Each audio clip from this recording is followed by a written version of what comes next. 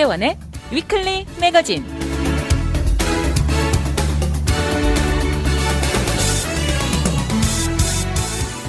안녕하세요. 위클리 매거진의 문대원입니다. 3월도 중순에 접어들고 나니 조만간 봄 기운이 돌 것 같다는 생각이 듭니다. 이번 주 남가주는 흐리고 비가 내렸지만 그래도 곧 봄에 접어든다는 생각에 모든 것이 한층 더 활발해지고 에너지가 올라갈 것 같아 보입니다. 본격적으로 모든 것이 더 활발해지고 적극적으로 돌아가면서 생기가 돌고 경제도 제발 더 회복되기를 바라는 마음이 앞섭니다.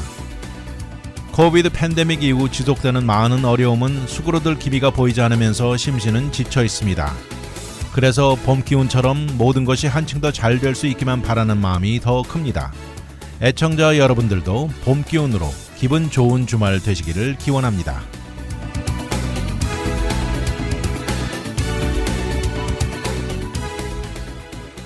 오늘의 토픽은 진 핵만 부부의 미스테리한 사망, Forever 21의 흥망, 돈 버는 대학 운동선수들, Iditarod, 그리고 보잉 747기입니다.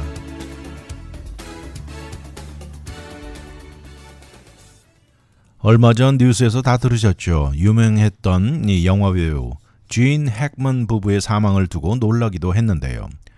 처음에는 죽은 사인이 무엇인지 상당히 미스테리해서 뉴스에 많이 나왔었죠. 그런데 마침내 이 죽은 사인이 발표되었네요. 기억나시죠? 처음에는 일산화탄소 가능성도 제기되기도 했지만 결국 부인 베시 아라카와 씨는 아주 드물게 일어나는 한타 바이러스 감염으로 사망한 것으로 알려졌습니다. 그리고 그녀가 죽고 며칠 후 진 핵만은 심장질환 또 노안으로 사망 이유가 나와 있네요. 아시다시피 두 사람은 죽은 채 시신으로 발견되었죠. 지난달 뉴멕시코주의 산타페 집안에서 발견되고 진 핵만은 알츠하이머 병이 상당히 말기에 있었다고 하고요. 부검 결과를 보니까 이 핵만 몸 안에는 한타 바이러스는 발견되지 않았습니다. 그리고 진 핵만이 막상 부인의 죽음을 모른 채 사망한 것으로 알려져서 안타깝습니다. 발견되었을 당시에 부인은 화장실 바닥에서 발견되었는데 시신이 상당히 훼손된 상태로 발견됐습니다. 그런가 하면 진 핵먼은 다른 방에서 지팡이와 함께 발견이 되었다고 하는데요. 그리고 그들이 키우는 3마리 개 중 1마리 지나라고 이름이 되어 있는 개도 시체로 발견되었지만 나머지 2마리는 건강하게 돌아다니고 있었죠. 65살의 부인 아라카와 씨는 한타바이러스 폴모너리 신드롬, 이 호흡기 증후군으로 나와 있는데요. 아주 드문 질병입니다. 주로 쥐똥, 배설물 같은 데서 옮겨오는 것이라고 하는데 주로 쥐 같은 로던트가 옮기는 것으로 알려지고 사람과 사람 간에는 전염되지 않는다고 나와 있습니다. 그런가 하면 올해 95살인 진 핵만은 심장질환을 가지고 있었고요. 알츠하이머 병의 부작용으로 고생해왔고 이번 사망은 고령의 자연사로 판단하고 있습니다. 현재 로컬 메디컬 이그제미너가 추측하기로는 2월 11일 정도 부인 베시 씨가 먼저 사망한 것으로 나와 있고요. 그리고 핵먼은 약 일주일 후인 2월 18일 정도 사망한 것으로 추정하고 있습니다. 뉴멕시코주의 Chief Medical Examiner인 Dr. Heather Gerald 박사는 말합니다.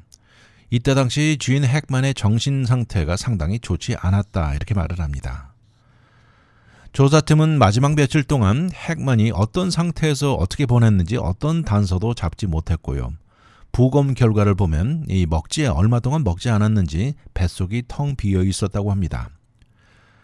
그런가 하면 부인 베시 씨는 마지막 날 이것저것 조그만 일을 보고 다닌 것으로 나타났고요. 이것은 셰리프스 디파트먼트의 이 오피스가 여기저기 설치된 비디오 카메라와 이메일 등을 묶어서 타임라인을 만들어 보았습니다.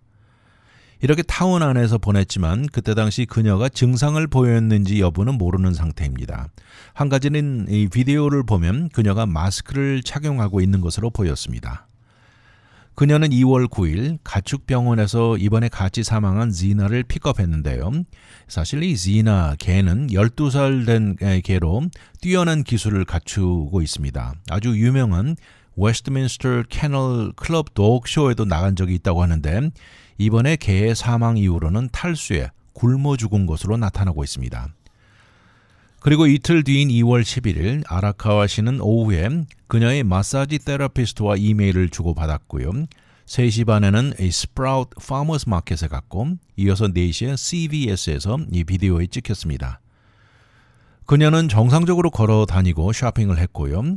조사팀은 어떤 이상한 점도 발견하지 못했습니다.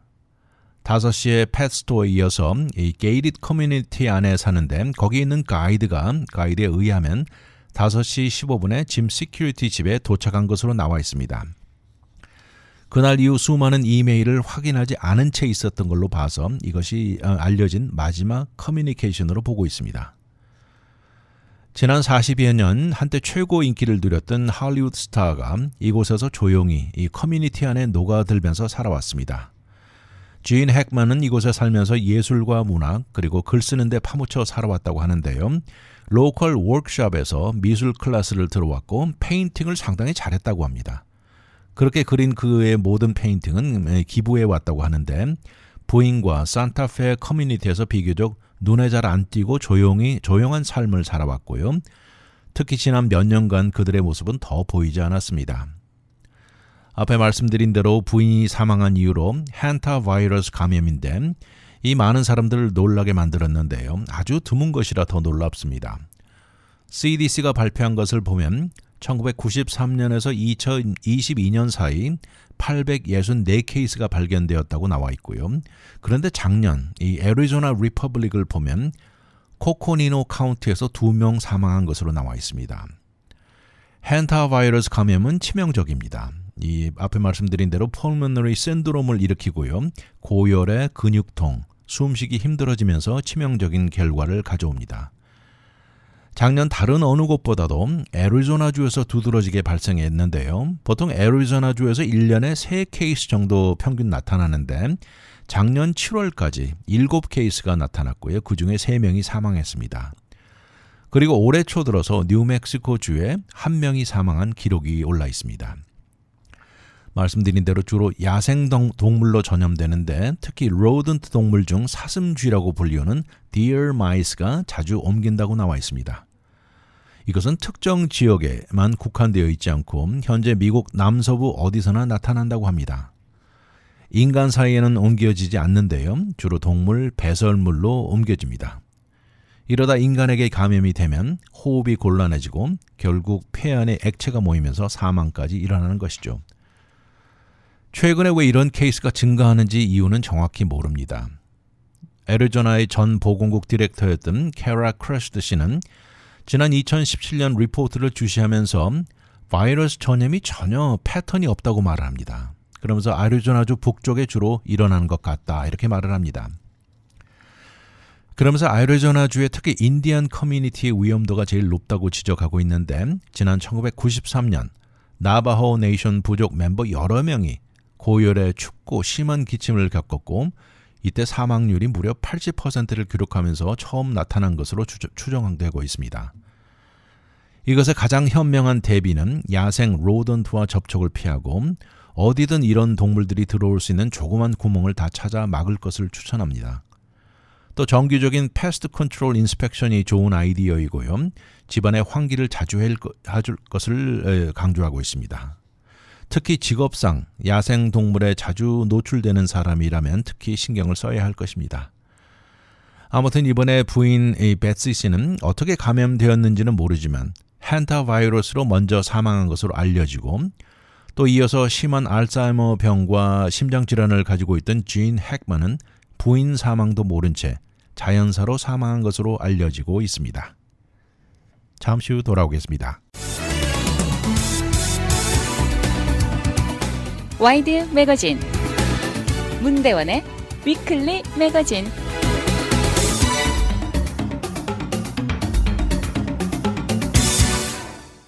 한때 전 세계를 주름잡던 또 한인이 창업하고 소유했던 Forever 21 다 아시죠? 그런데 이 Forever 21이 이제 완전히 파산하고 넘어가 버렸습니다. 최고 절정기 당시에는 전 세계 800개가 넘는 매장에 수십억 달러 수익을 올리던 회사였는데요. 이제 파산으로 이어받은 측에서는 올해 다운타운에 위치한 헤드쿼터를 포함해 200개가 넘는 매장을 닫을 예정입니다. 이렇게 유명했던 Forever 21, 이렇게 성공하고 실패한 이런 이유를 이 분야 전문가들은 여러 가지 이유를 얘기하는데요.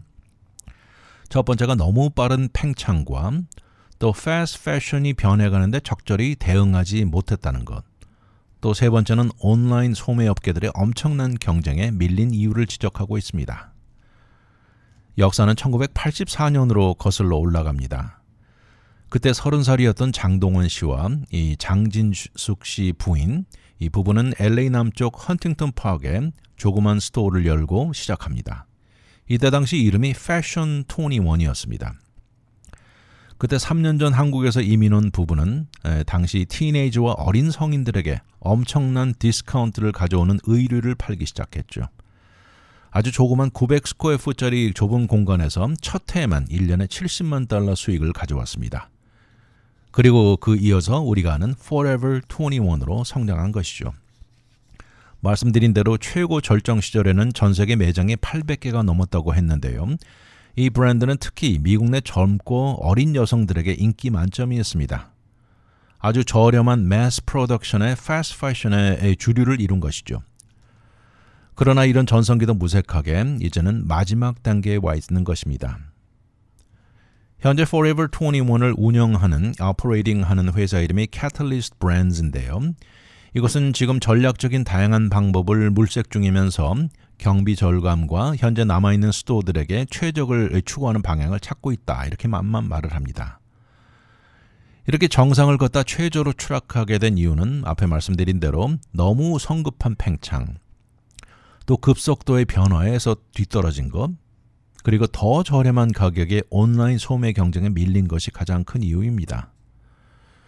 패션 분야 전문 분석가는 말합니다. 애초에 창업했던 사람들은 틴 브랜드로 성공했다.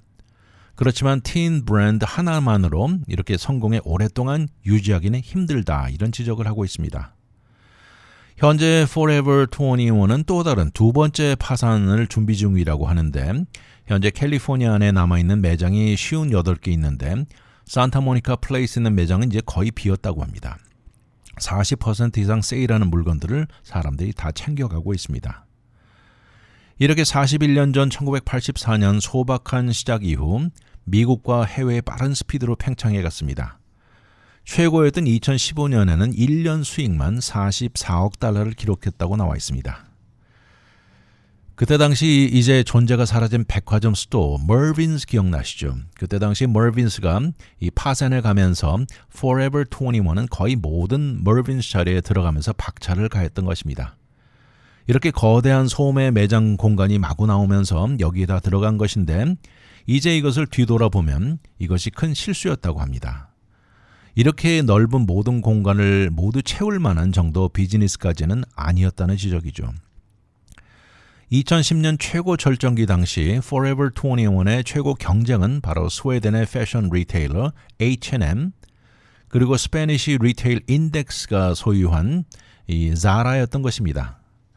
그렇지만 Forever 21은 유독 티네이저 소녀들에게 확고히 초점을 맞췄는데 이것이 결국에는 한계를 가져오고 나이가 조금 있는 커스터머 확보에 실패를 가져온 것이죠. 차이점은 Forever 21은 이렇게 완전히 틴 브랜드인 반면 H&M과 자라는 그렇지 않다는 것이죠. 이렇게 일반 퍼블릭의 인식을 바꾸는 것은 결코 쉽지 않다는 지적입니다. 거기다 Forever 21은 온라인으로만 파는 소매업의 심각한 경쟁을 피할 길이 없었던 것입니다. 여러분도 들어보시는 이 테무와 에딕티드 같은 곳에서는 더 저렴한 가격으로 경쟁에 뛰어든 것입니다. 또 LA 베이스를 둔 온라인 패스트 패션인 패션 노바 역시 Forever 21의 커스터머 베이스와 마진을 파고 들어온 것이죠. 이제 테뮤와 샤인은 패스트 패션의 최고 리더가 되었고요. 이런 상황에 Forever 21이 유지해야 하는 이 가격대 그리고 또 렌트까지 내야 되는 상황은 도저히 온라인 소매업계와 가격 경쟁이 불가능하게 만들었던 것이죠. 현재 Forever 21을 두고 전문가는 말합니다. 오늘날 티네이저들은 이제 모두 옮겨갔다 이렇게 말을 하면서 이제 Forever 21은 패스트 패션의 역사의 한 스토리로만 남을 것이다. 아무것도 없었던 무에서 유를 창조한 자이언트가 된 레가시로 기억될 것이다. 이렇게 말을 합니다. 이런 상황을 거치면서 살아남은 체인점들도 있습니다. 이들은 새로운 이름으로 새로운 커스터머 베이스를 구축하면서 살아남았던 것이죠. 예를 들어보면 주로 젊은 층을 겨냥하는 Urban Outfitters는 이 소유주는 1992년에 Anthropologie를 열고요. 젊은이에서 다음 연령층으로 넘어가는 커스터머들에게 적합한 브랜드를 만들었던 것이죠. 또 비슷하게 Victoria's Secret 역시 핑크 브랜드를 만들어 한층 더 어린 커스터머들을 확보했죠. 추가로 Abercrombie Fitch도 파산 직전에서 돌아온 브랜드입니다. 전문가들 견해를 보면 Forever 21이 살아남고 지속되려면 이름과 이미지 변화가 절실하다는 지적입니다. Forever 21은 이전 세대들이 사용했던 브랜드이고 오늘날 소비자들은 그들 세대의 브랜드를 추구하는 이 own identity를 찾는다는 지적이죠. 이렇게 fast fashion이란 산업계, 이런 것은 지속성이 없고 특히 환경에 치명적이라는 것이 대두되면서 심하게 추락해버렸죠. 그러면서 Forever 21이야말로 이런 추락의 대표적인 이름이 되어버린 격입니다. 이렇게 fast fashion이 나쁜 reputation에 대응하는 차원의 지속성을 유지하는 데 노력을 기울이고 있어서 이러면서 H&M과 Zara는 물론 이들도 fast fashion이지만 이렇게 Forever 21처럼 치명적으로 가해진 여파를 어느 정도 피했다는 지적입니다. 거기다 오늘날 2025년 커스터머들은 예전처럼 백화점, 스토어에 대한 견해가 많이 달라졌습니다. 사실 팬데믹 이전에 이 백화점 몰에 가는 것 기억나시죠? 티네이저들은 주로 이곳에 몰리면서 소셜라이즈를 하고 먹고 쇼핑의 장소였다면 이제 모든 것이 온라인으로 가면서 몰이라는 존재가 한층 더 약해진 현실입니다. 그래서는지 요새 백화점 몰 안에 그 안에 고전하는 스토어들이 줄줄이 늘어나고 있는 현실이죠. 이제 Forever 21은 마지막 안간힘의 노력을 가하고 있습니다. 이들은 베이비 아이템에 남성 의류, 어린이 옵션을 시도하지만 이 전문가들은 이렇게 말합니다. 전쟁은 승자와 패자가 이미 결정났다. 이렇게 말을 합니다. 한때 전 세계를 주름잡았던 Forever 21. 우리가 영원히 21살로 남는다는 것이 불가능하듯이 역사 속으로 사라져가 버린 듯한 느낌입니다. 잠시 후 돌아오겠습니다. 오늘의 미국 안 봐도 눈에 환합니다. 와이드 매거진 문대원의 위클리 매거진.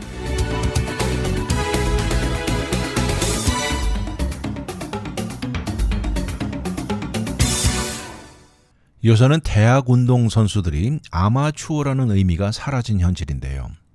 인기에 따라서는 이 버는 돈의 액수가 몇백만 달러가 넘어가는 선수들도 있을 정도입니다. 예전 UC 버클리의 대학 농구 선수 출신인 제일런 타이슨 선수는 로컬 개인 기부자로부터 39만 달러를 받았고요. 또 UCLA 체조 선수의 올림픽 금메달 선수인 조던 차일즈는 AI 라이팅 회사로부터 3,000달러를 받았고 또 캘스테이트 롱비치의 육상 선수 맥키 메이즈는 로컬 바비큐 식당으로부터 390달러를 받은 케이스가 있습니다. 이 모든 액수는 캘 매더스라는 데이터에서 나온 것인데 이 모두 소셜미디어 등을 통해 생겨나는 Name, Image, Likeness라는 NIL로부터 나오는 것입니다. 이런 다양한 종류의 스폰서십은 불과 몇 년 전만 해도 도저히 불가능한 것이었죠. 현재 수많은 대학 운동선수들이 받는 액수는 천지 차이 납니다. 이것은 인기 있는 운동 종목에 또 성별, 선수의 스타급 여부에 따라 모두 정해지는 것인데 이런 예로 UCLA 체조 짐내스틱 선수는 지난 3년 동안 200만 달러가 넘는 액수를 받았는가 하면 같은 학교 UCLA 안에서도 여자 수구 워터폴로 팀은 이 기간 동안 152달러로 큰 차이를 보여주고 있습니다. 이런 것을 두고 스폰서를 서는 회사 차원에서는 인기인이나 프로 운동선수들에게 그들의 제품을 프로모트하게 하는 것에 돈을 지불하는 것은 다를 바 없다 이렇게 말을 하는데요. 이러니 현재 대학 운동선수들 이렇게 NIL을 통해 돈을 받게 변한 현실입니다. 아시다시피 거의 대부분의 대학 측은 기부단체 부스터 클럽을 가지고 있습니다. 이 그룹은 운동선수들에게 거액의 돈을 대주는데 이렇게 기부금을 주고 어로그래프, 사인을 받거나 여러 가지 기부 행사에 참여하게 만들고 있습니다. 우리가 잘 아는 University of California 시스템 안에 4개 대학이 모든 기부금 중에서 70%를 차지하고 있고요. 특히 남자 농구 선수들이 가장 높은 금액을 받습니다. 실제 인기 면에서 보면 풋볼이 제일이고 흑자 면에서도 최고이지만 개인적으로 받는 금액에서는 남자 농구 선수들이 제일 높게 나와 있습니다. 이렇게 남자 풋볼이나 농구 선수의 경우 특히 이 중에 최고 선수, 하이 프로파일 선수인 경우에는 대학을 자주 여러 차례 트랜스퍼 하는 것이 흔한 것으로 변해갑니다. 이렇게 학교를 옮겨가면서 트랜스퍼하는 것이 이 모두 NIL을 더 높이기 위한 목적이죠. 더 높은 보상을 받기 위해서 트랜스퍼한다는 명목으로 반대로 대학 측에 압박을 가하는 현실도 있습니다. 이런 면에 앞에 말한 체조 선수, 차일즈 같이 유명한 선수 외에 여자 선수들의 보상 금액은 아주 낮습니다. UCLA와 UC 버클리 운동선수들, 다른 UC 대학이나 캘스테이트 대학 운동선수들보다 2배 이상 받는 것이 역력합니다. 이 중에서 여자 선수들 중에서는 이 체조 선수들이 가장 높은 보상을 받는다고 하는데요. 그들의 제품을 또 프로모트해 오고 있습니다. 앞에 말한 이 짐내스트 차일즈는 음료수 회사 버블러로부터 $21만 받고요. 그들의 브랜드는 반복적으로 프로모트하고 있고요. 또 작년 5월 이후에 또 다른 짐내스트는 화장품 브랜드이죠. 밀라니로부터 $21만 받았고 이 메이크업을 프로모트하고 있습니다. 또 다른 짐내스트 역시 음식 회사인 다노우로부터 $30만 받았고 또 헬스케어 회사인 사노피로부터 $28만 5천 받았습니다. 그런가 하면 프레스노 스테이트 유니버시티의 여자 농구팀은 개개인 선수 이름은 밝히지 않았지만 여러 명의 선수가 합쳐서 이 팀 전체 내 NIL을 통해 $110만 넘는 액수를 보고하기도 한 것입니다. 실제 지난 수십 년 동안 대학 스포츠는 어마어마한 비즈니스였습니다. 그렇지만 여기서 나온 모든 돈은 대학 측으로 갔고 학생들은 아마추어라는 이유로 단 한 푼 받지 못했죠. 그러다 지난 2022년 디비전 1 대학 스포츠로 벌어들인 총 액수가 $178억 나와 있습니다. 이 액수는 이 전 세계 83개 국가 전체 GDP보다 높은 것이라고 나와 있네요. 이 중에서도 UCLA와 UC 버클리 같은 곳에서는 이 액수 중 3분의 1이 중개료와 마케팅으로 들어오는 수익입니다. 그러다 지난 캘리포니아주에서는 2021년 7월 1일 새 법이 실행에 들어가면서 이렇게 제일 먼저 혜택을 받은 선수들은 헤일리와 해나 캐빈더로 나와 있습니다. 이들은 셀폰 회사 부스터 모빌 회사와 또 영양회사 식스터와 사인한 것이죠. 이어진 지난 4년 동안 수많은 캘리포니아 대학 운동선수들 광고 딜에 사인해 오면서 우리가 잘 아는 크록스, 힐리스, 에어로포스털, 리퀴드 4, 잭 인 더 박스 등 이름이 줄줄이 이어지고 있습니다. 한 가지 놀라운 것은요. 이런 기부금들이 유명 브랜드들에서만 오는 것이 아닙니다. 개인 기부자들도 생각보다 많다고 하는데요. 이 중에 기부자이면서 엔터테인먼트 분야 변호사인 마크 칼만선 씨가 있습니다. 마크 씨는 지난 2022년 이후 UCLA 배구팀, 또 UCLA 소프트볼 팀, 여자 농구팀에게 12차례 넘게 기부해 왔다면서 이 캘 메러스와 가진 인터뷰에서 지난 5월 이후에만도 $17만 5천 기부했다고 말했습니다. 마크 씨가 주장하는 것은 여성 스포츠가 차별을 너무 받는다면서 그는 여성 스포츠에 집중적으로 기부해 왔다고 하면서 이것은 여성들의 권리라고 강조합니다. 지난 수십 년 동안 대학 스포츠를 주관하는 NCAA는 의도적으로 대학 운동선수들이 학교 트랜스퍼를 하는 걸 어렵게 해왔습니다. 그러나 앞에 말한 대로 캘리포니아주가 NIL을 허용하는 것이 시작될 무렵쯤 NCAA도 이어져 오던 룰을 다소 쉽게 변하게 만든 것이죠. 그러자 결국 대학 트랜스퍼하는 운동선수들이 급속도로 증가했는데요. 매년 증가하면서 운동선수들을 유혹하는 도구로도 자리 잡았습니다. 올해 들어서 디비전 1 대학 풋볼 선수들 중 트랜스퍼가 11%를 차지했는데 이러다 보니까 인기가 없는 대학에서는 선수들을 매년 잃어가고 있는 추세이죠. 지난 12월 UC 버클리의 대학 풋볼팀의 쿼터백인 퍼난도 멘도자는 인디애나 유니버시티로 트랜스퍼 갔고요. 액수는 밝혀지지 않았지만 이어서 단체와 NIL 딜을 맺은 것으로 알려지고 있습니다. 그러자 당황한 UC 버클리 역시 이 오하이오 스테이트 유니버시티의 전국 챔피언 우승한 바로 다음 날 쿼터백 데빈 브라운을 포섭했던 것이죠. 캘리포니아 주 안에서 이 대학 간 스포츠 파워 대학은 4군데입니다. 스탠포드 대학, USC, UCLA, UC 버클리입니다. 그러나 이 4개 대학 안에서도 스포츠 종목에 따라 인기도와 NIL 차이가 나고 남자 스포츠와 여자 스포츠 간의 차이도 큰 현실입니다. 아무튼 이제 세상도 많이 변해서 인기 있는 대학 스포츠 종목 최고 스타들은 1년에 몇백만 달러 넘는 NIL 돈을 벌고 있는 현실입니다. 잠시 후 돌아오겠습니다. 와이드 매거진 문대원의 위클리 매거진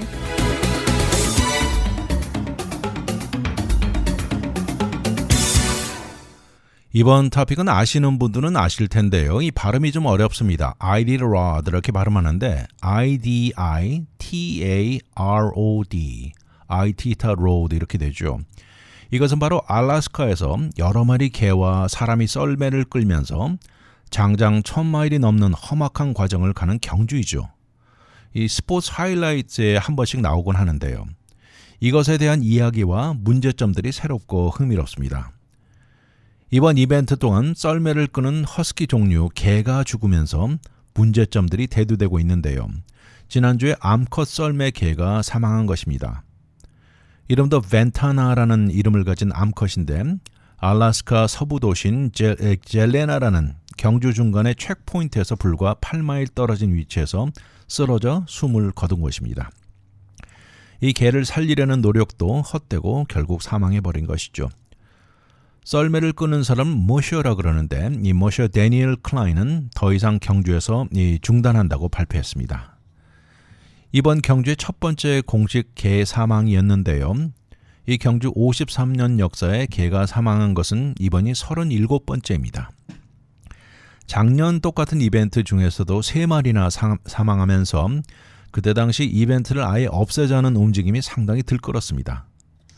그 이전인 2020에서 23년 사이에는 사망이 하나도 나오지 않았다가 작년에 갑작스럽게 3마리가 사망하고 또 훈련 트레이닝 기간 동안 5마리가 더 사망하면서 작년에는 정말 심각하게 이벤트 중단의 움직임이 가열되었던 것이죠.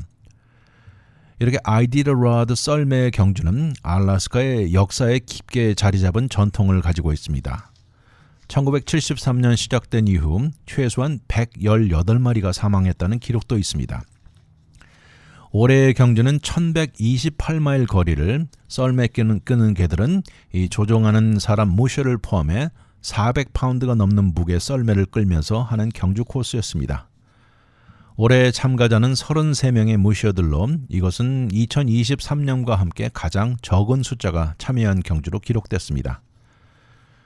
그런데 실제 경주는 썰매 개들에게도 엄청나고 힘들고 위험한 과정입니다. 알래스카의 전형적인 꽁꽁 얼어붙은 강에 이 턴드라 지역의 혹독한 날씨, 베링 해협 등 인간이 상상할 수 없는 어렵고 힘든 환경들이 앞에 놓여 있는 것이죠. 이렇게 울퉁불퉁한 환경에 이겨내는 아메리칸 오리지널 스토리 같은 배경으로 시작된 경주인데 말씀드린 대로 1973년 런칭되었습니다. 그러나 이 과정은 정말 혹독하고 힘든 것이고 인간에게도 그렇지만 썰매를 끄는 이 개들에게도 치명적인 것입니다. 작년만 봐도요. 경주 시작 당시에는 603마리 개로 출발했다가 293마리만이 완주한 것이죠. 그리고 이 중에 3마리가 죽었던 것입니다. 한 과학자는 말합니다. 인간이나 개처럼 척추 등뼈를 가지고 뜨거운 피를 가진 동물이 이렇게 최악의 추위 속에 무거운 짐을 이동하다 보면 토하게 된다는 것입니다. 그러면서 아이디타로드 경주 참여한 개 사망의 가장 큰 원인이 이 토한 것을 되삼키면서 질식하는 것이라고 지적하고 있습니다. 지금까지 죽은 개들의 부검 결과에 나타난 것을 보면 앞에 말한 대로 질식 사망 외에도 지난 15년 동안 검사 결과 위내 출혈 등 죽을 때까지 달리다 죽은 것입니다. 지난 53년 기간 동안 개가 죽은 적이 무려 37번 있었다고 말씀드렸는데요. 어떤 해에는 최고 6마리 또 9마리까지 죽은 적도 있었던 것입니다. 아메리칸 파이어니어, 이 개척자 정신은 좋지만 인간이 만약 썰매 개 없이 이런 경주를 했다면 상상도 하지 못할 일이죠. 이것을 반대하는 측에서는 이것을 중단하자고 부르짖고 비난하고 있습니다. 대부분 일어나는 것이지만 임상 연구 결과에 의하면 경주 중간에 거의 모든 개들은 구토와 설사를 반복하고 소화기장 내 상당히 다양한 문제가 일어난다는 것입니다. 끄는 썰매 무게도 점점 더 힘들어지고 근육 문제도 일어나고요. 어떤 경우에는 심장이 비정상적으로 비대해지고 간 문제, 그리고 폐에도 치명적인 데미지가 생기는 것이 흔히 나타난다고 합니다. 썰매를 끄는 개들이 가장 흔한 것이 허스키들인데 이 허스키 아시는 분들은 잘 아실 텐데 그다지 큰 개 종류가 아닙니다. 50에서 60파운드 정도인데 경주 기간이 일주일 넘어가면서 이들 몸무게 10%가 빠진다는 것이죠. 경주 동안에 하루에 10,000에서 12,000 칼로리를 섭취한다고 하는데요. 이러면서 몸무게가 빠지는 것입니다. 하루 12,000 칼로리를 섭취하는 양이 얼마 정도 되는지 아십니까? 예전에 하계올림픽 때 수영 금메달리스트 마이클 펠프스 기억나시죠?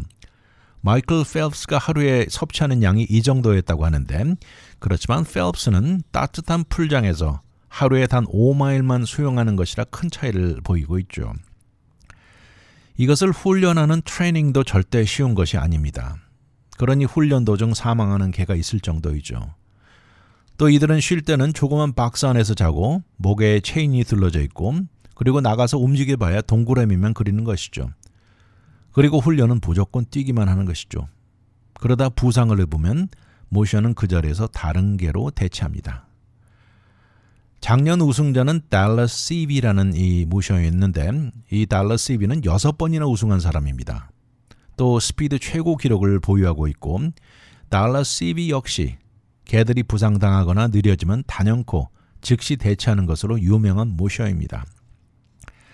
참혹한 경주입니다. 혹독한 기후 환경에 인간의 지위에 무조건 모든 것을 따르는 개들은 그들 자신 몸무게의 3배 이상 되는 무게를 어깨에 짊어지고 1000마일이 넘는 거리를 끄는 것이죠. 그리고 경주가 다 끝났을 때 이 보상으로 피넛버터 스낵을 준다고 합니다. 경주에 참여하는 인간 모셔들에게도 힘든 것은 마찬가지입니다. 또 다른 모셔 브렌다 맥키가 있는데 브렌다 씨는 중간에 포기했습니다.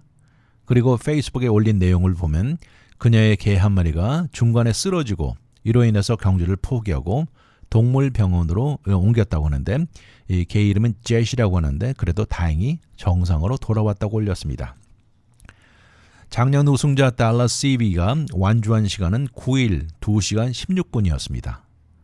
알래스카의 혹독한 날씨와 환경에 무려 9일이 넘는 장장거리는 상상만 해도 몸이 움츠러듭니다. 이러는 과정에 썰매 개들의 고역과 이어지는 사망으로 이 이벤트의 미래는 어떻게 될지 주목을 받고 있습니다. 잠시 후 돌아오겠습니다. 오늘의 미국 안 봐도 눈에 환합니다. 와이드 매거진 문대원의 위클리 매거진.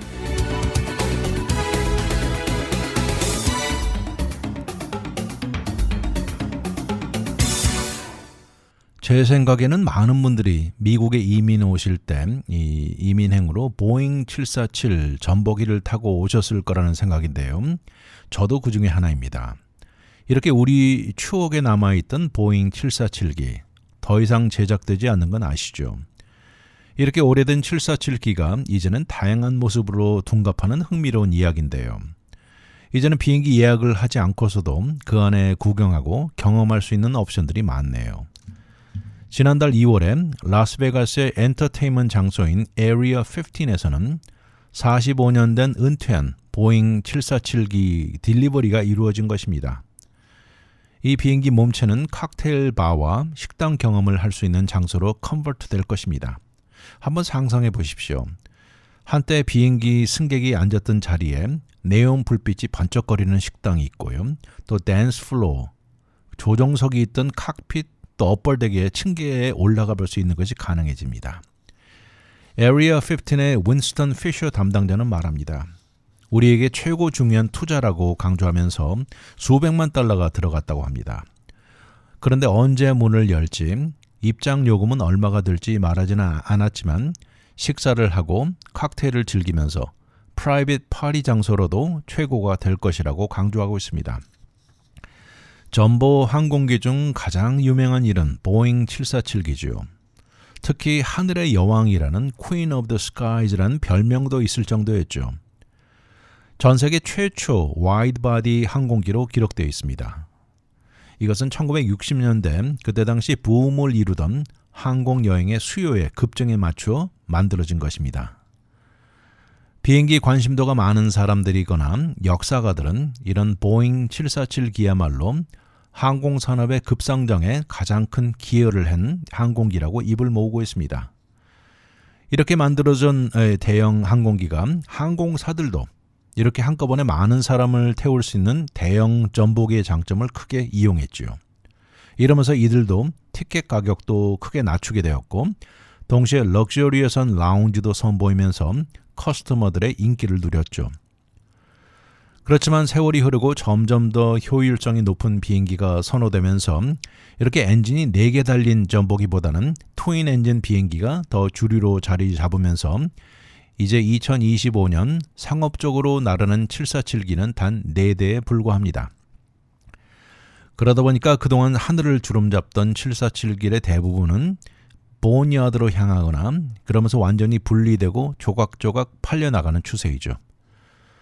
그렇지만 이제 이러는 대신 여행객이나 새로운 경험을 제공하는 존재로 전 세계에 다시 자리를 잡아가고 있는 것입니다. 영국의 브리티시 에어웨이즈는 보잉 747기 한 대를 이 팬데믹 이후 모두 리타이어시키고 한 대만 세이브했습니다. 그리고 이 한 대를 이 파티 플레인으로 둔갑시킨 것입니다. 영국 커츠월드 에어포트에 자리 잡고 있는데 앞으로 웨딩이나 생일 파티 등 이런 이벤트에 사용될 것입니다. 이것을 한번 렌트하는 데 비용은 약 1285달러라고 나와 있는데 가격이 좀 되죠. 그런데 747기 안에 다양한 것들이 제공됩니다. 오리지널 캐빈의 모습을 볼 수 있고요. 칵테일 바에서 음료수를 즐기고 업벌덱에는 댄스 플로어가 있고 이것을 이렇게 컨버트 고치는 데 들어간 비용은 약 64만 달러가 좀 넘어간다고 나와 있습니다. 두 번째는 스웨덴의 경우인데요. 보잉 747기를 호텔로 변하게 만들었습니다. 이 스톡홈 알란다 에어포트에 있으면서 비행기 여행하는 사람들 중에 레이오버를 해야 되는 경우에 제공됩니다. 이 호텔 이름도 멋있습니다. 점보 스테이 747이라고 하네요.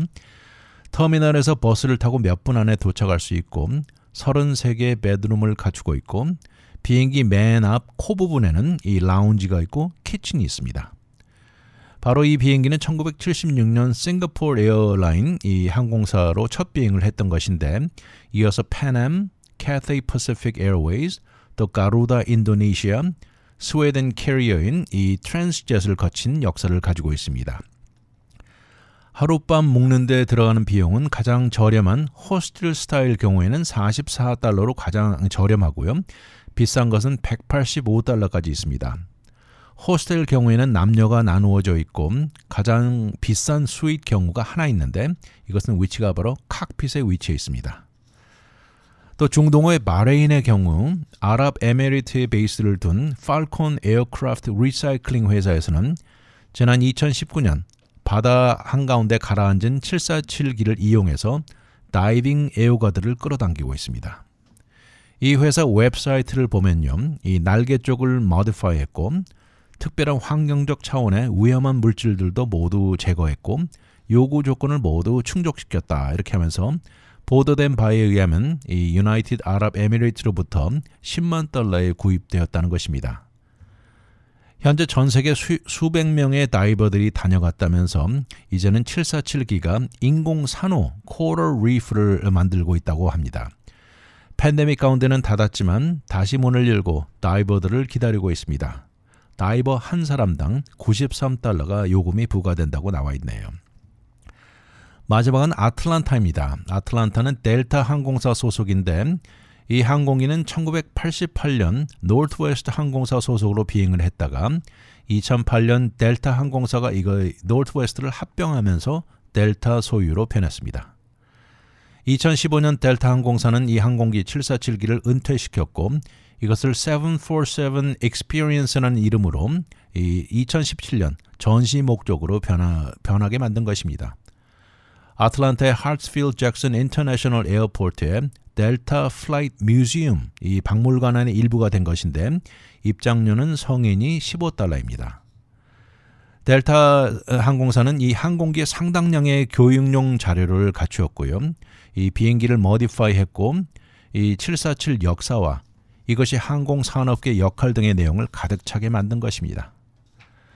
게스트는 항공기 이전의 칵핏 자리에서도 앉아볼 수 있고 날개 위로 걸어 다녀 볼 수 있고요. 거기다 델타 항공사는 비행기의 많은 부분을 잘라내서 안을 들여다볼 수 있게 해놨습니다. 노출시켰습니다.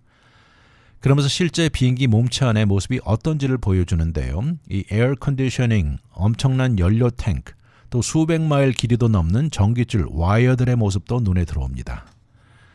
지난 2016년 7월 747 수요의 감소와 항공기 마켓의 변화를 감안해 항공기 제작의 중단을 한다고 발표했죠. 그러다가 2020년 이 제작을 마감한다는 발표를 한 것입니다. 우리에게도 인연이 있는 전보기, 전보 보잉 747 시대가 마감되고요. 이제는 은퇴한 항공기가 다양한 경험에 이용되고 있다는 이야기 정말 흥미롭습니다.